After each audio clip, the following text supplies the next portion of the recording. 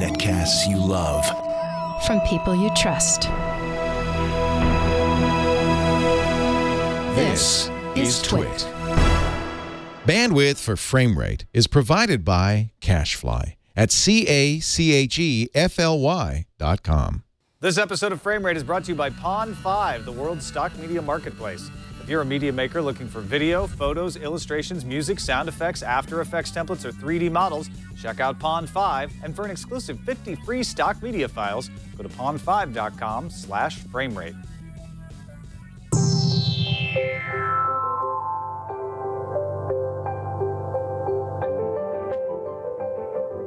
Transmissions from the planet Targu. If our intelligence is correct, this could indicate the presence of a rebel base. We don't have much time. We must destroy the... Commander Larkin. Please excuse my lateness. No matter. We've only just begun the briefing. Lord Vader, this is Commander Larkin. She will be overseeing the interrogation unit. I look forward to working with you, Lord Vader. You're beautiful. Vader? What? Destroying the rebel base will be a beautiful victory. Go, go.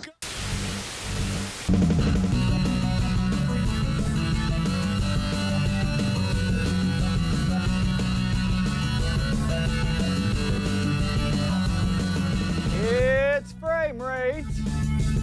Yes, it is. Welcome to Frame Rate, episode 108, the number of stitches in a baseball. I'm Tom Merritt. Hey man, I'm Brian Brushwood, and that was a super old fake deleted scene from Star Wars, which I picked for a very particular reason, which we'll find out later on. But wait a minute, Tom, you're not alone there in the Twit Studios. No, I am not. Father Robert Ballester has joined us today. Thank you for joining us, sir. Oh, it's great to be here.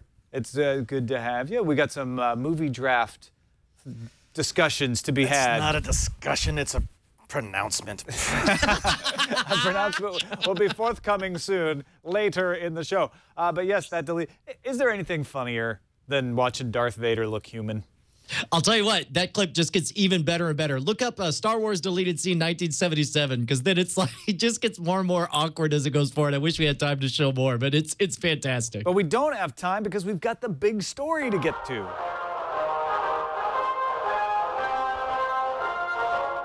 This just in, the big story. Dish TV has caused quite a bit of controversy at the Consumer Electronics Show with their new Hopper DVR. Now, we've talked a lot about the Hopper on Frame Rate. That's the DVR that automatically skips commercials and automatically records primetime shows. It only works a day after. It doesn't skip them the same time you're watching them or within that same evening. But they're being sued over that feature. And they released at CES a Hopper that not only still skips the commercials, but also has Sling integrated into the DVR. Remember that Dish owns Sling. So now you can not only watch your skipped commercial versions of all the primetime shows, but you can watch them on your iPad and on your iPhone and any device that gets the Sling application. Dude, it gets even better and better. What's the quote from Fight Club? It's only after we've lost everything that we're free to do anything. There's something about the fact that Dish is this scrappy third-place network who just doesn't give a rat's ass. Like, screw it. Let's just go for it, whatever it is. Let's take all the legal risks. Let's invite all the... Here's a nutty idea, they say. Let's actually give the consumers exactly what they want. The ability to play what they want, when they want, and skip all the commercials. What a crazy idea. You know, the comedy here is that CBS in this move has made Dish a martyr. We haven't actually mentioned the CBS one. thing I'm sorry.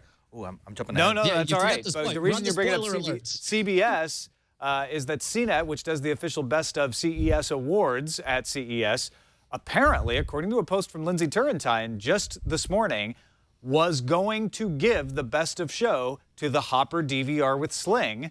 And at the last second, CBS stepped in and said, no, you will not. We are in a court case with them. They can't win Best of Show. And so their nomination was removed. Now, go ahead. That's what's causing the controversy. Now I'm going to talk about it, which is Dish before this, it was a joke. It was the punchline for a bad joke. Now they seem innovative, and they seem like they're scaring one of the entrenched players in the market. So suddenly Dish has gone from an also-ran to everyone knows who Dish is again. Yeah, no, it's got them a lot of press here. Charlie Ergen, who's the chairman and chairman of the board and former president and CEO of Dish, is credited by Peter Kafka in an All Things D story with being the straw that stirs the drink here. That he's just Kafka suggests that maybe he's just trying to gain leverage. That he's trying to push this as far as possible so that he can get better deals on carriage fees.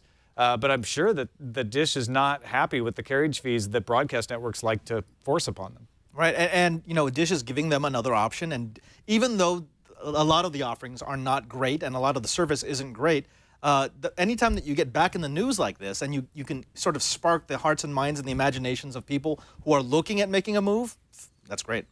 I'll tell you what, I'm assuming I'm not alone in this, Tom, but our frustration with the business as usual and our desire to see everything shaken up has me in a place now where I don't care what I genuinely don't care what his motivation is or what his end game is. As long as he's setting fire to the industry, as long as he's burning the whole mother down, I'm happy. I want a whole earthquake. I want a natural disaster to go through this whole business. It's kind of the Frank Sinatra effect. Like, go on. You know, there's stories at USA Today about how Dish is an awful place to work, and former employees have one piece of advice to current employees of Dish: quit. But you don't have to love the man to love his music, in Frank Sinatra's case, and you don't have to love Dish to love the Hopper.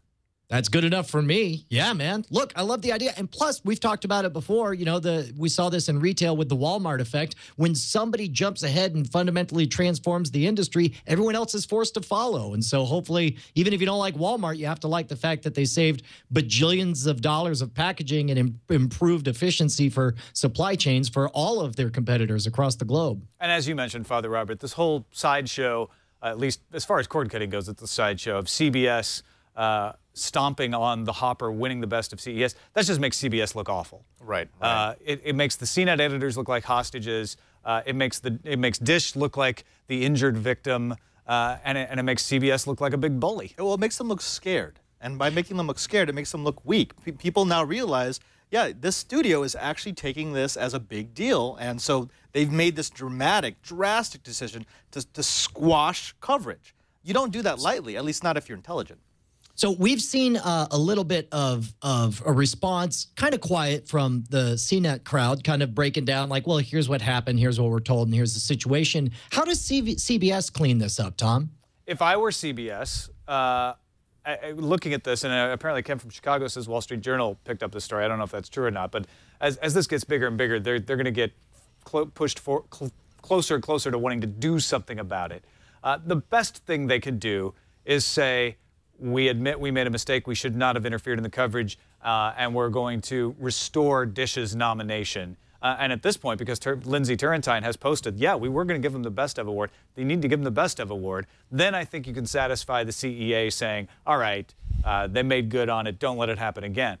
If they don't, I think CBS is in for a world of hurt. And if I were the Consumer Electronics Agency, I wouldn't want CNET. Sadly, I want CNET because I like those guys. I used to work with those guys to do Best of CES, but I wouldn't want CBS to have anything to do with Best of CES. And if they still own CNET next year, I wouldn't let them do it. That's bunk. That's absolute bunk. There's only one way for CES to fix this, and that is tacos. Free tacos for everyone. That fixes everything, every time. I thought ice cream fixed everything. Good point. That's all right. Well, shall we move on to another big story?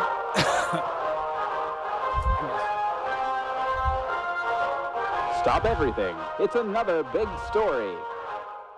A research group called TDG has presented findings, according to paid content, that U.S. pay TV households have reached their peak. In fact, they reached their peak in 2011 at nearly 101 million, will decline to less than 95 million by 2017.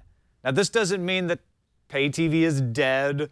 It doesn't even really mean that it's dying. It just means it's on the decline, you know? LP records still haven't died. They've declined quite a bit, but there's a vibrant community of people who like vinyl. And I'm not even saying that pay TV is nearing that at this point. But do you think they're right? Have we reached peak pay TV subscriptions? Not only have we reached pay TV subscriptions, but I think this graph actually shows a linear decrease. It's going to slowly head down to 94.6. We haven't seen that in the past. When we've seen a technology replace, be it a cassette, be it the record, be it the CD, be it the VHS tape, it hasn't been a linear decline. It's been more of a logarithmic decline. As the adoption goes up for other alternatives, for cable cutters, as there are other options there for people who want their entertainment, it doesn't slowly cut off. It drops off precipitously. So I think it's going to actually happen before 2017 that we're going to get down to like the 70 or 80. Brian, what do you think? I don't know if it'll happen all at once because there's such an entrenched interest in keeping this stuff alive. And the problem is what we're probably going to see are more legal entrenchments for this. When you've got an industry that's on top, and you've seen this before, we talk about, horse cart buggy operators. And there was even union rules when recording started allowing people to play recorded soundtracks for Broadway musicals. There was unions that would fuss and say, well, you got to have all the performers there and still get paid and then get out. There's so much money in cable right now that it's hard for me to believe that that this thing is completely on its way out as fast as Father Robert is suggesting. So I actually do think it will be a little more linear like we're seeing here. An elegant decline is what you... Sure, yeah. Let's call it elegant. I agree. I think that what's going to happen with pay TV is that those of us who grew up on it are going to have a harder time letting go of it. And so we'll cord shave more often than cord cut as time goes on. Or we may even cord cut, but we'll probably cord cut in favor of a service over the internet that provides us something similar, right? What's the thing we're always talking about? A la carte. We want a la carte cable. I think that if I were coming out of college right now, and when I came out of college, I did not buy a cable TV subscription. What forced me into buying a cable TV subscription is I got a better job, I had a little more disposable income, and I wanted to watch CNN. I wanted to watch that Al Gore, George Bush election coverage. And then I realized, hey, I can get all these movie channels, et cetera, et cetera. If I'm coming out of college now, I don't think those pressures are there. I don't have to get CNN to follow coverage. I don't have to get a movie channel to see great movies on the internet. I think there's just an entirely different pattern for consumption being built, and that's what's going to erode this pay TV base. Yeah, I think you're right. I think it's unfortunately, that's not, of course, the quickest way to see a transformation. You don't necessarily want your revolution to progress exactly with the age of the youngest demographic. But keep in mind, all these kids, pretty much everyone who's 18 years and younger has never experienced a world that they remember where they couldn't pretty much watch whatever they want when they wanted. And in as short as 5 more years, 10 more years, they are prime purchasing demographics. They are what all the advertisers are going after, and we're already starting to see it with the popularity of YouTube growing and the ad dollars coming in. So I'd prefer it be faster, but whatevs, we'll see.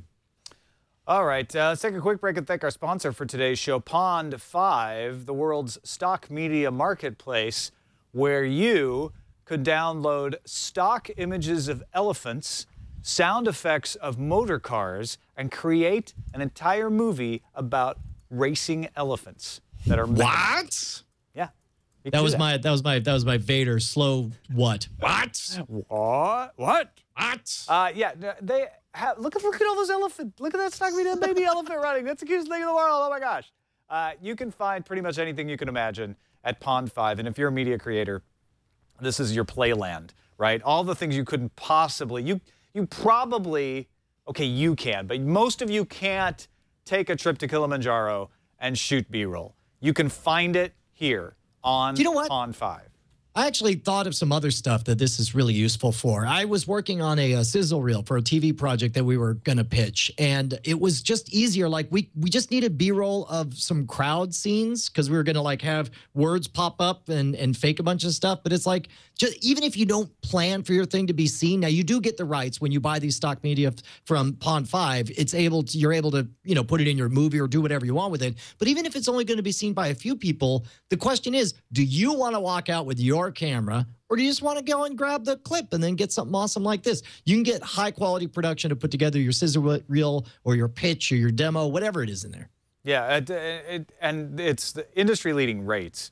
So in other words, you don't have to pay a ton to use these things, and they're royalty free. So it's not like, oh, well, if you sell 1 million copies of your DVD, you got to give us more money. You buy it, you get the right to use it in most cases. And if you're an artist, you'll love Pond 5 too. They're shaking up the stock agency business with an open marketplace. You set your price, you get 50% of the royalties for each and every sale. So the prices are unbeatable. Take your creativity to the next level or upload your own content and put it to work at the world's most artist-friendly marketplace for stock media. This month you can get 50 free stock media files at pond5.com/framerate. That's pond5.com/framerate. We thank Pond5 for their support of Framerate. And those of you who are wondering, a sizzle reel is like a little teaser trailer type of thing. It is not like a video of steak. I'm you know getting what? hungry. Depends. If you're going to do a show all about steak, then you need a sizzle reel that really sizzles. And that is a different kind of sizzle. That B-roll. Right. That's true. Steak porn. Let's see what's in the slipstream. Can I just say, Tom, that was uber classy. The way you just sort of dropped steak porn, and then and what's in the slipstream? You know what's in the stripstream? The stripstream. Wow! Freudian slip came off. Netflix has made a deal with Time Warner. That's right, Time Warner, the same Time Warner whose CEO, Jeff Books, was out there saying, it's like the Albanian army, et cetera, et cetera. And then later on, he said we'd be happy to cash their checks. Well, he's going to get a check, and he's going to be able to cash it. And it also means for us that Adventure Time, Turner Cartoon Network, Adult Swim, those kinds of shows will be coming to Netflix. You must be psyched about this. You have no idea how psyched I am because all of the shows mentioned, Aqua Teen Hunger Force, Regular Show, Adventure Time, are all shows that I, all caps with exclamation points, loved, but I just don't ever watch live. And the only time I barely catch, I might catch an Adventure Time if my kids are watching it, but outside of that, I don't watch live TV ever. And I was trying to get my brother hooked on Regular Show, and I couldn't find it. I had to look for bootleg clips on YouTube, and he fell in love with the show. I don't want to say how he ended up getting the episodes, but the fact that there's a legal way to do it now coming up in March on Netflix, totally stoked. Gonna watch them all on repeat nonstop. You and your Aqua Teen hunger strike or whatever it is. You know, we were talking about the logarithmic decline of pay TV, and I think this is what's going to be behind it. When people realize that must-see TV is no longer must-see, that if I watch something a season late, it's still just as good. And if I have if I have Netflix, I can watch an entire season over a weekend and just catch the narrative unlike any other experience. I mean, that's what drives it. Must someday have seen TV. Exactly, exactly. Yeah. Also, remember, speaking of lawsuits and CBS, Aereo, still in court, but planning to roll out its TV service to 22 more cities by the end of 2013. Now, those who don't know, Aereo is the service that has micro antennas, so they receive an over-the-air broadcast on an antenna that you rent. It's very small, and then broadcast it just to you. And that's what they say makes it legal, is that they're not rebroadcasting. They're just giving you access to your own individual antenna so that you can get your broadcast channels over the internet, same way you would do with your own Sling box at home. And they're going to be rolling out in your hood, among others, 22 cities, including Austin, Texas. Well, you know what's funny is the moment I read this, I was like, I wonder if Austin's on there. And I went down and I found, there it is, Austin. And I was like, yes, now I can not get Aereo because I don't watch live TV ever for anything. But ever. It includes DVR functionality, so you could take advantage of this. Well, and I'll tell you, when I run into a show, because all the shows that I love and I watch week to week are all cable network shows, you know, Always Sunny in Philadelphia, The Walking Dead, Archer, you know, these are Sons of Anarchy. None of these are on network That's why television. you won't watch Fringe. It's your prejudice against broadcast. It's not, well, it's my prejudice against there being hundreds of episodes to get through. Maybe I will one of these days. Maybe I'll break my ankle and you'll be very happy about it. And I'll be all like, I'm going to break your ankle.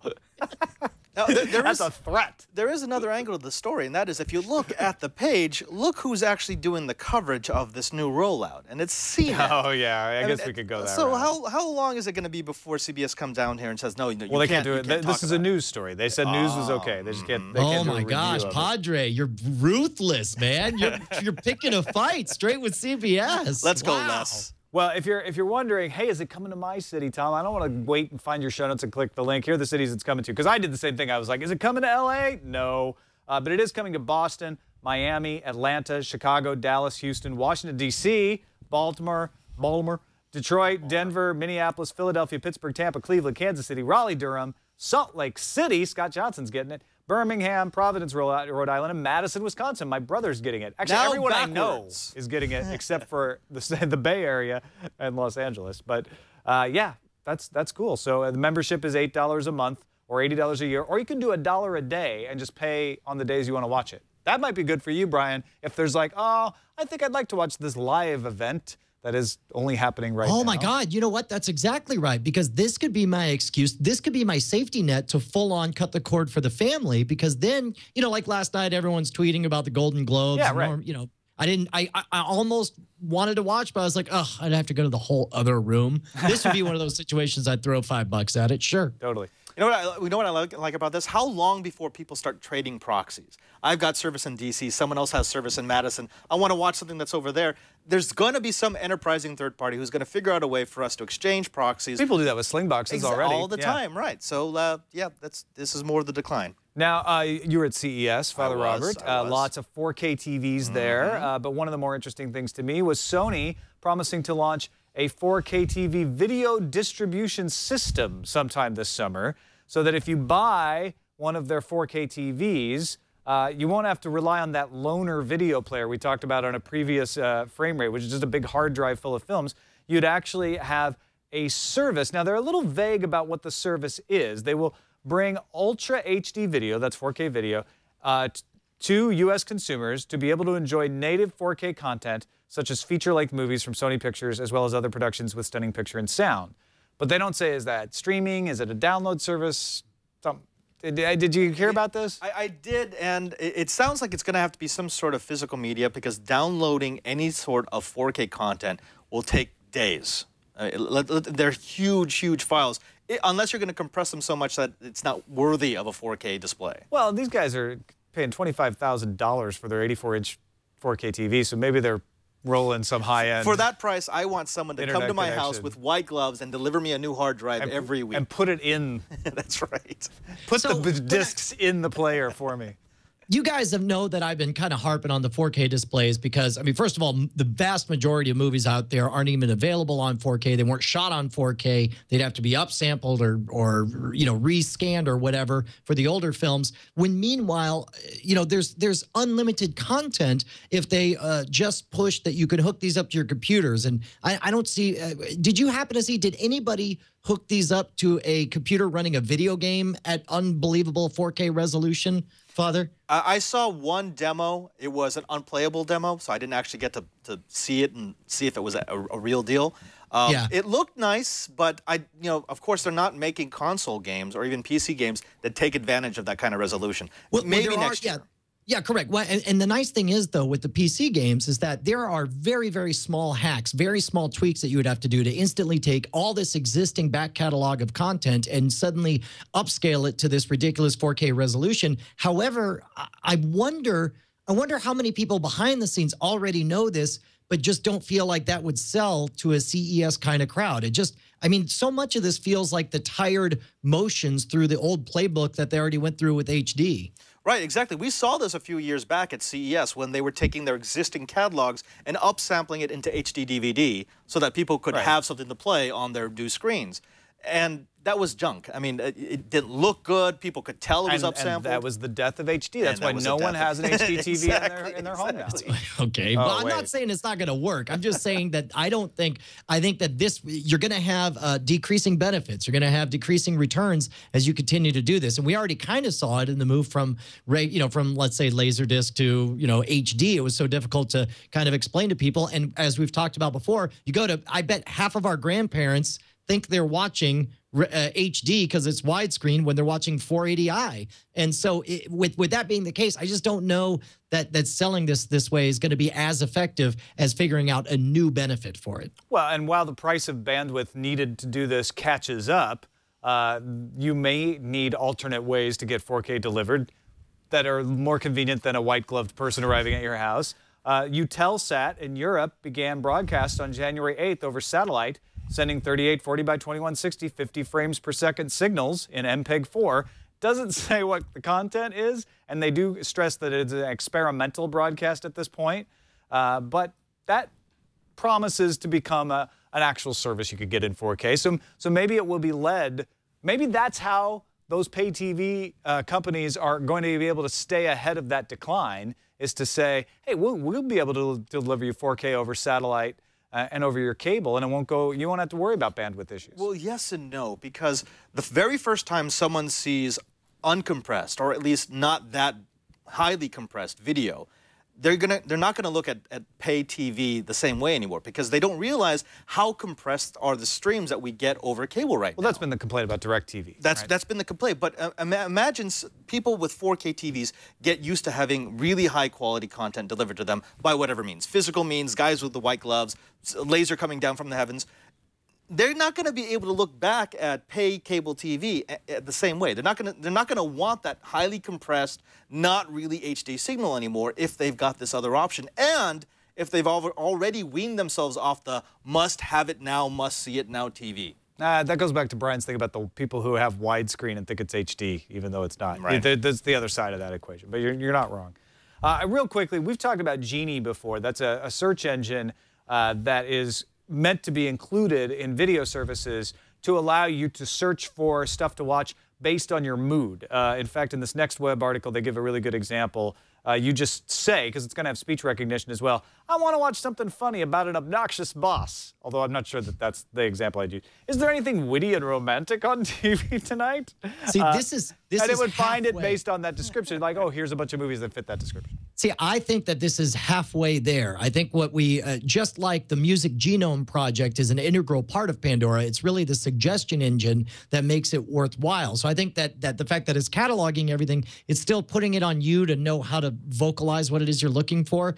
I got to think that it's going to be content curation services where, you know, closer to like the Netflix recommendation engine that's going to make this take off. It does semantic search, but they, like I say, things have to be tagged right. Microsoft and Belgacom have been on board, but now they've got a bunch of other people. Vudu, Time Warner, the biggest name among here. Nordic pay TV provider Seymour, Spain's Prisa TV, Bouygues Telecom in France, Singtel, MultiChoice in South Africa. There's a big list of big names here.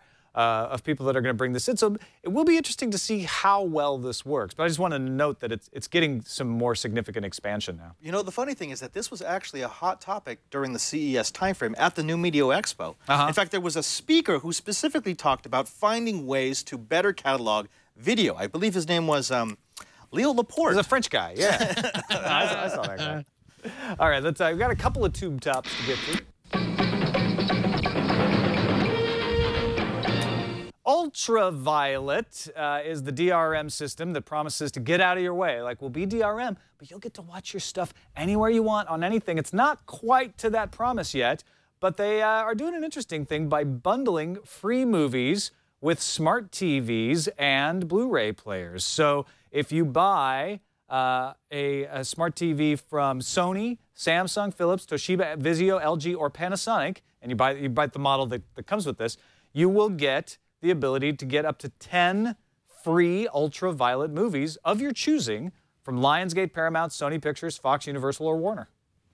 I'll tell you what, this is all win. Now, the only downside to this is I suspect very few people are going to bother, because anytime you bundle a product with a coupon to get a thing for down the road, even though we have now shrunk the gap between the promise and the execution to as low as, seriously, just go to the website, plug in the coupon and pick 10 movies. I mean, I got to think like, you know, less than 10% of people will do it. However, this is pure win for these guys, because my guess is that it doesn't cost them hardly anything out of pocket to get the licenses for it, that it costs them no physical distribution. They don't have to bundle discs, and they don't have to try to guess what it is people want. They let them go out and pick it for themselves. I think this is a win for the ultraviolet standard, and I think it's a win for consumers, even though virtually nobody will take advantage of it. Now, it depends on which format you pick, how it works.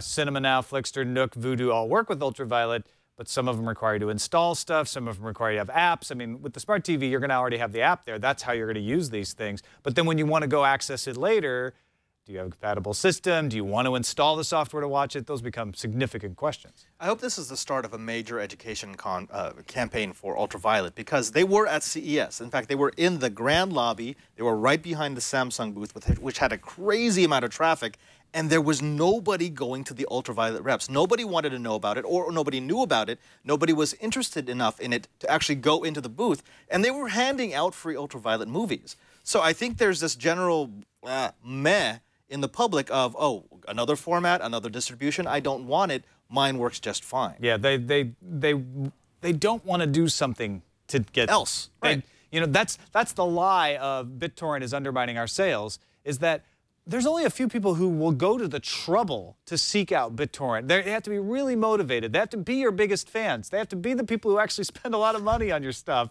to go to the trouble to pirate stuff. So if you want to do this, you have to make it extraordinarily easy. They're kind of half getting it by saying, hey, we'll give you some free movies. But I think what they're realizing is free doesn't mean you'll take it, always. Yeah. And it'll be interesting to see how much these do get cashed in on.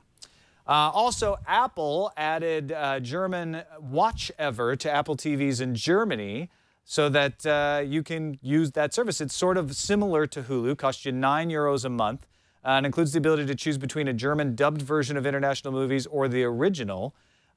It's an example of the regionalization of the Apple TV, how they're tailoring the apps on there to the particular markets. That belies the fact that this is just a hobby. I mean, why would they go to the trouble of striking a German-specific deal with WatchEver to add it to that box? Well, it's like they're testing over at the fringes. I mean, it's like Apple. We have a German in the audience, Brian. Be careful about calling it the fringes, all right? Okay, sorry. What I'm saying is Apple's in a weird position because they actually said WatchEver. Well, we have a German in the audience who lives in Tokyo. So talk about international. Okay, so he's not going to be able to take advantage of this. True. Do we have a guy who drinks German beer? That's all I really need for this. You have lots of guys here that drink German beer. All right, look, let's just move on to Film Film.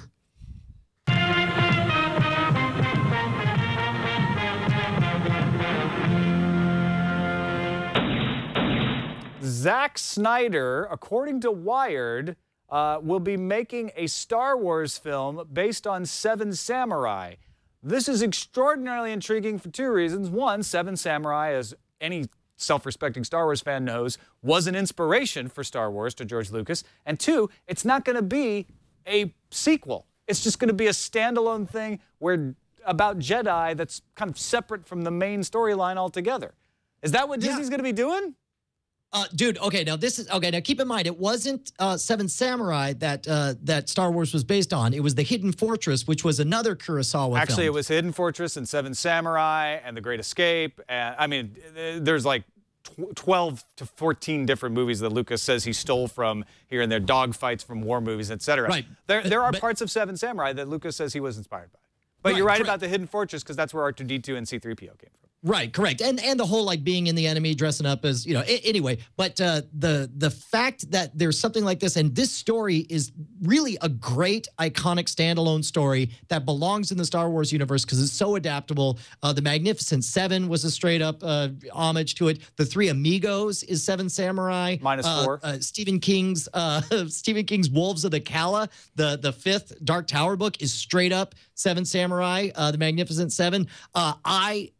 It's a template onto which you could just put a strong base hit. All you need is a few likable, rugged characters, and the story tells itself. And setting it in the Star Wars universe, I think, will be fantastic. You know, Zack Snyder's kind of hit and miss. You know, I don't know what to expect from Man of Steel, but he's good enough that I'm 100% on board for this. And it's not a story where they're going to feel the need to throw Darth Vader in our face again or remind us of who Han and Luke and Leia was. I'm so ready for new crap in the Star Wars universe. So this gets a huge thumbs up from me. I would almost 100% agree with you, Brian. I am all ready for new, but not crap in the Star Wars universe. I want crap. I want crap with you.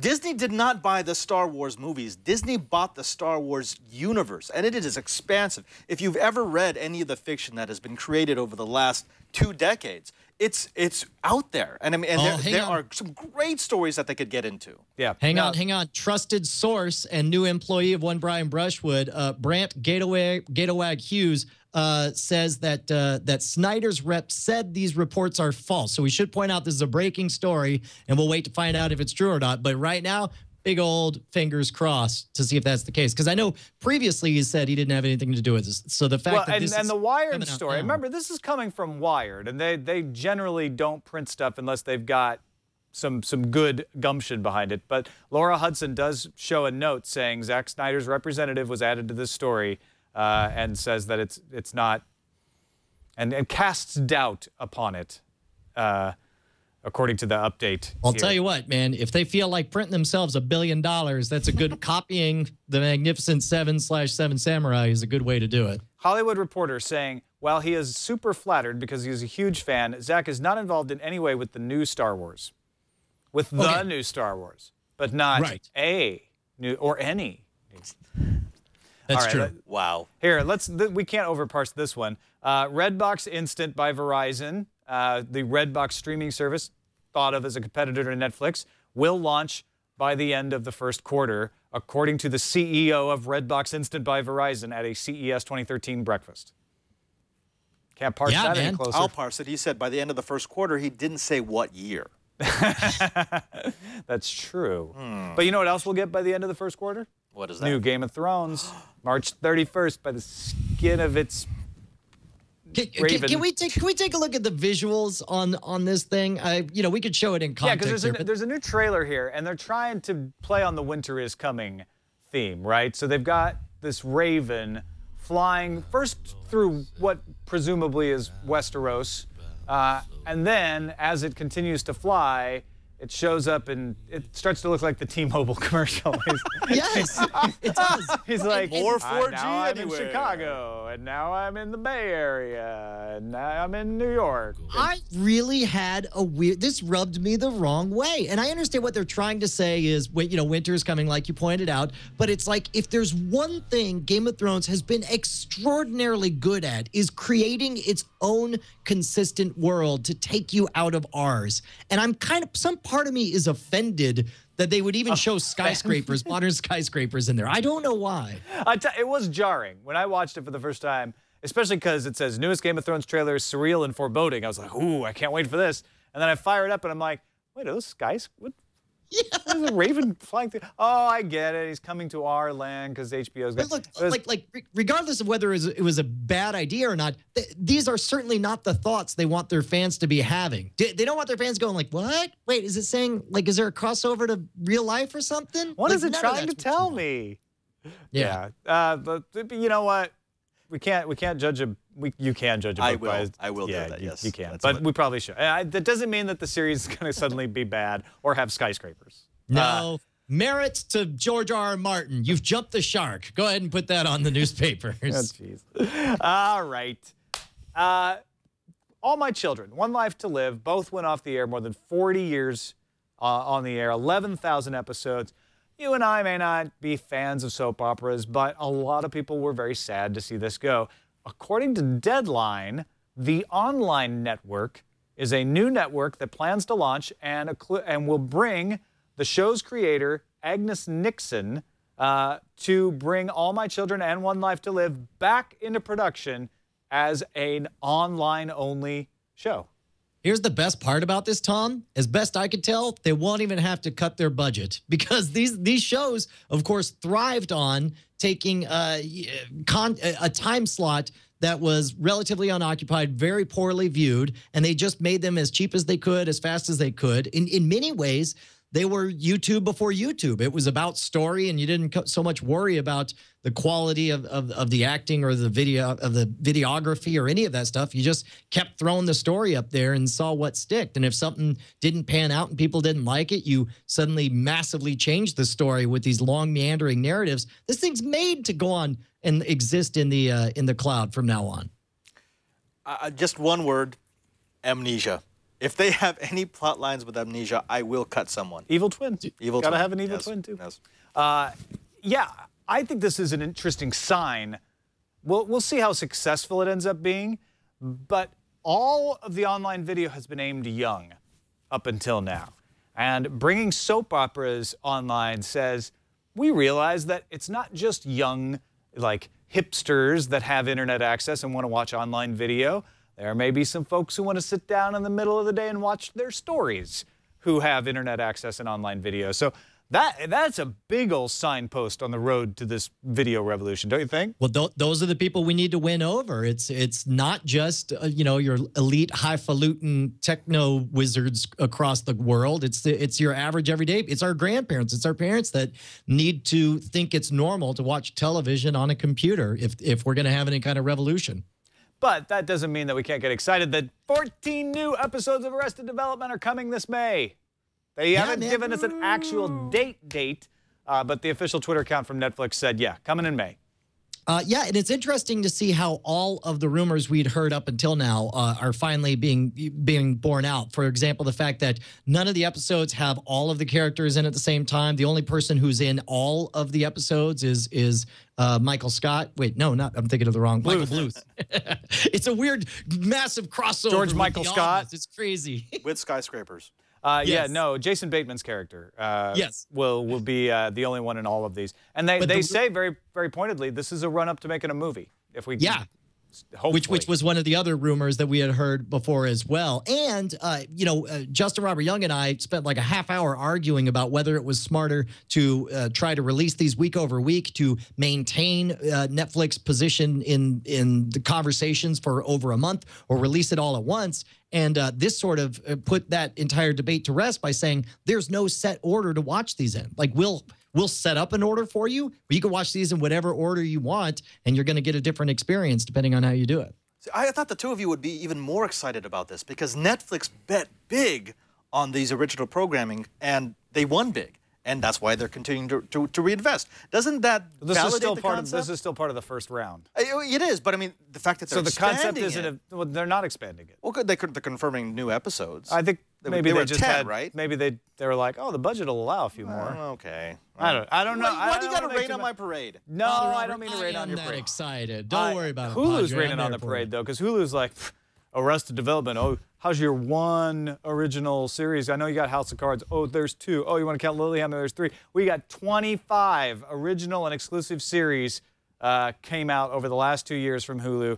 And during 2013's late summer, they will start adding new original titles to the catalog, including Behind the Mask, an animated series, The Awesomes. Oh, I'm sorry, The Awesomes is the animated series. Behind the Mask is a docuseries, and a comedic thriller called The Wrong Mans, which is a co-production with the BBC. Also this month, French cop thriller Braqueux, Mother Up, featuring Ava Longoria, British comedies Pram, Face, and Fresh Meat, as well as the 2nd and 4th seasons of an Israeli series, Prisoners of War, which is the basis for the Homeland series on Showtime, and reality drama The Only Way is Essex. Dude, all of this is good news. And it's like you don't have to like any of the programs. All you have to know is that people who are in a position to shape things are continuing to bet on online, and that's good news for all of us. All right, that is it for the Flim Flam stuff you can watch. Let's get into the reason we're here. The winter movie draft. My heart hurts. Oh, your heart hurts. I spent all that money on The Hobbit, and I'm losing. I'm sorry to that one guy who hates this portion of the show. Just fast forward. But look, it's coming down to the wire here. And there's 2 races to watch. One, of course, is whether Brian Brushwood is going to keep ahead of Scott Johnson, who is hot on his heels. We have 1 week left. Is that right? Yeah, 8 days from today. On Tuesday, the 22nd is when it's all over. Wow. And then the other race is to see if Father Robert here can catch my ass. I'm in 3rd place with 447 million. I'm not going to catch Scott Johnson. Sadly, The Hobbit is not going to catch Les Miserables at this point. But Father Robert, you might catch me. 3rd place is the only race that really matters. Let me tell you what, when we started this draft, I said, I want 3rd. I don't care about anything else but 3rd. I don't think you'll catch me, but Django Unchained goes into wide release this weekend, and you've got it. That's right. And The Hobbit's not making any more money anymore. It's stalling out at about 280. Wait, was Django Unchained in limited release up until now? Yep. Oh, my gosh. That could be huge. And if it's got all that buzz behind it. I'll tell you, just a week ago, I was convinced that I was totally out of it because I was watching Scott just barrel forward, just all the momentum with Les Mis. And, Lincoln was trying to scrabble and keep in there as best it could. And then I woke up one morning and then Lincoln, 12 Oscar nominations, the winningest, most nominated of all the Oscar noms. Of course, it saw a 47% increase. Now I'm back in the game and I'm still losing every single day. Scott is getting closer. But the question is it, and today's going to be a big indicator. If today on Monday, as we record this, if he only takes a $500,000 away from me, I think I'm sitting pretty through the rest of this thing. If Lincoln is your generator right now, if that didn't have the Oscar buzz that it has, I think he could catch you. But the fact that he has to make up $8 million in 8 days on you, I just don't think he could do it. I think it's going to be a nail biter, but I don't think he'll do it. We'll see, man. I won't even make a stake bet one way or the other. I have no idea, but this is the most exciting because not only on the line, if I do win, I'll be the first double winner, and I'll be the first to win a summer and a winter as well. As Justin has proclaimed me, I would become the king of all seasons. So we'll find out a week from now. Brian, does that hurt? How do you do that? Wait, I'm sorry. Wait. The knife in your back? What? I don't know what you're talking about. All right, let's move along to what we're watching.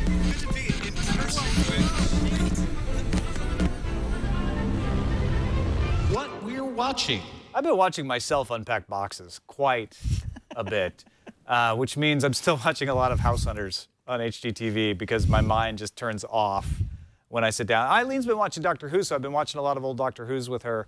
And I'm still enjoying Top Chef season 11 and 10, whatever it is, from Seattle. Some good chefs on there. In fact, some of them even have restaurants near where I live.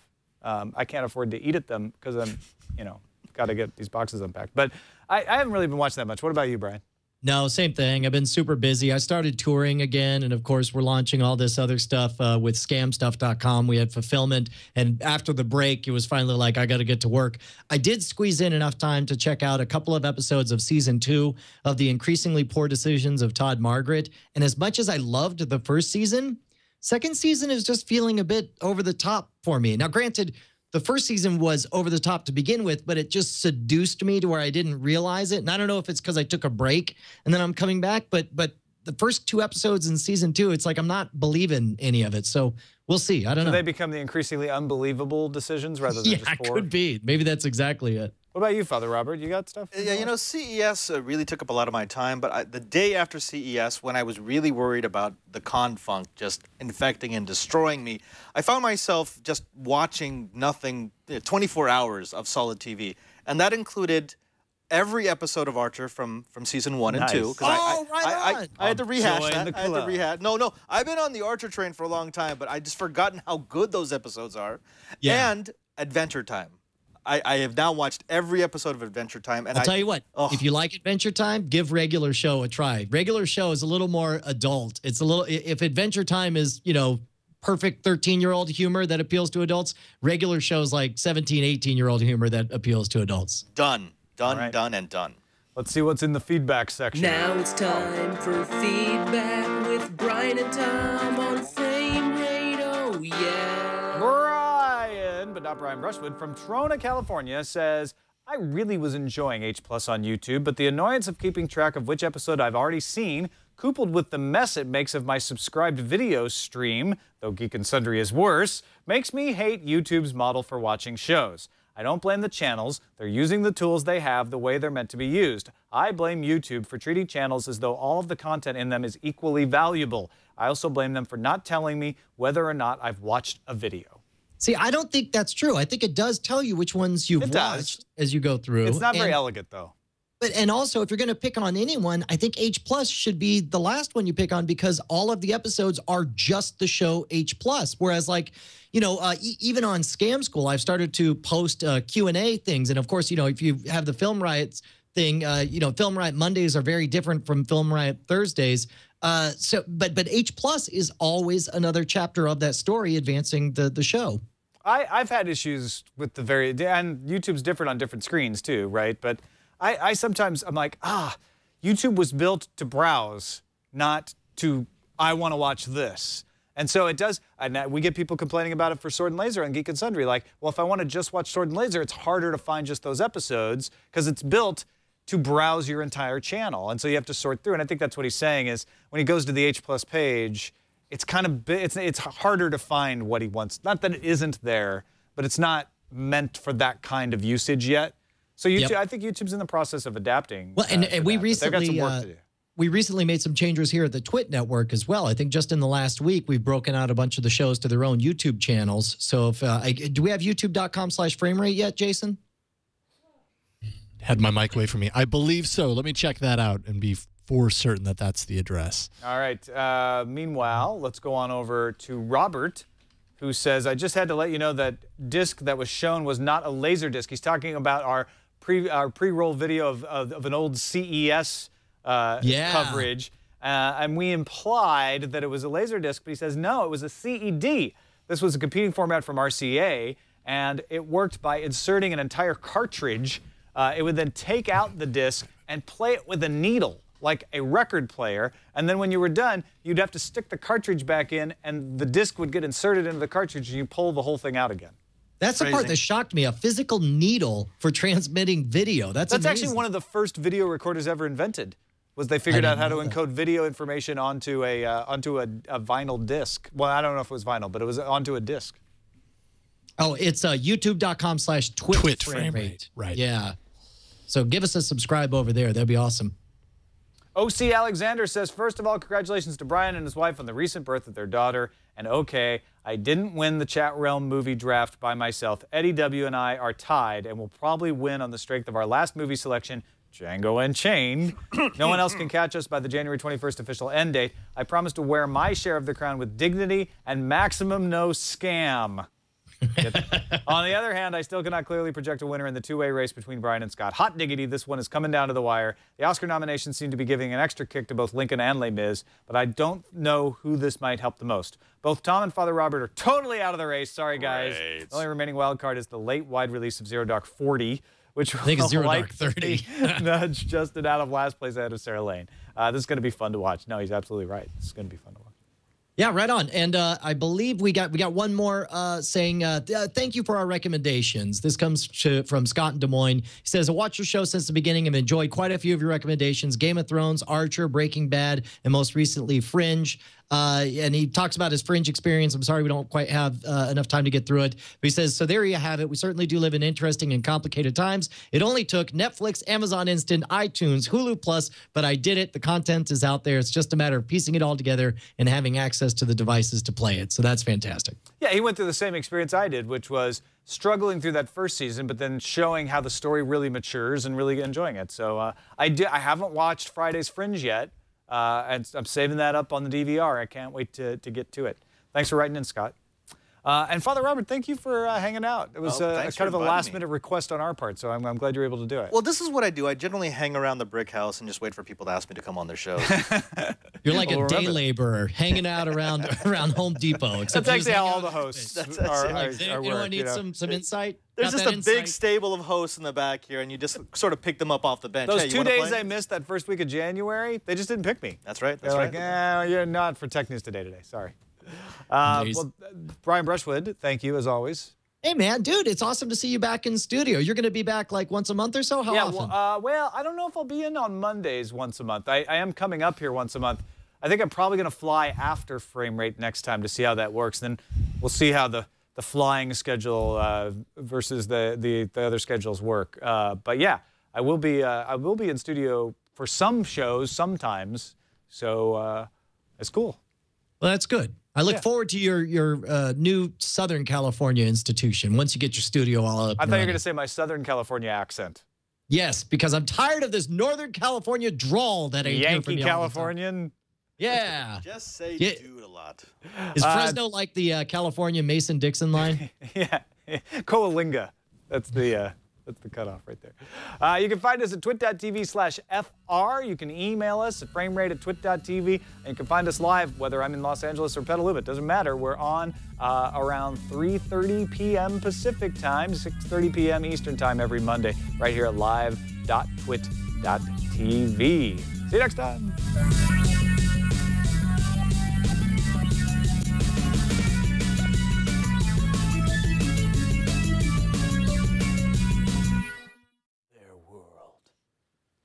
Your skyscrapers. A weird 3-9 club. Excuse me.